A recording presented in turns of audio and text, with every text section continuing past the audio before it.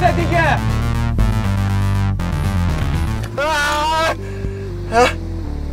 منو کشتی و خاک کردی و تموم ها؟ من به در تو یکی رو در میارم آیسا. من یه آدم در به درم که عاشق سینماست. همینقدر کلیشه ای.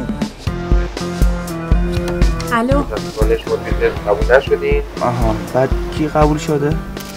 بعد وقتا یه جوری تو نقشن که حداقل اگه فیلم نشد یه مخی زده باشم. میخوام خودمو بکشم. خسته شدم دیگه.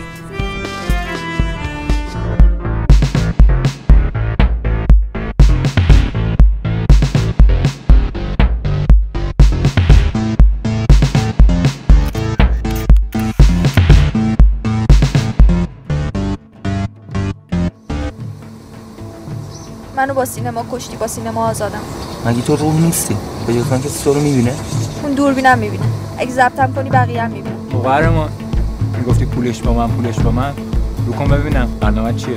خیلی قدیمی، اولین نسل دوربینای پخش زنده. 2 میلیون دلار میارزه، ببریم بزنیم سرش پیدا میکنن زنده‌مون نمیذارن. قضیه پول چیه خلافه؟ این هم فیلمنامه است، هم پول. ما مستقیم با خودتون قرار نداشتیم. مگه نه اینکه من روحم؟ چرا نرفتیم اونجا من این جعبه رو بردارم این آدم بیاریم بیرون؟ کی پایینه؟ محمد تونی؟ تو اینجا بمون.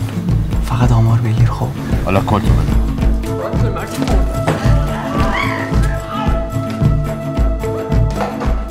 من نفهمیدم قضیه این پول خلاف چیه؟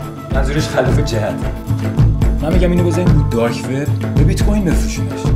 و سومی که شما 2 تا عاشق هم دیگه نباشید. من حوصله ندارم زل سوم یه رابطه عاشقانه 2 نفره باشه. عشق چی شد؟ دیگه راحت شد. میتونیم با هم دیگه ازدواج کنیم. با من ازدواج میکنیم؟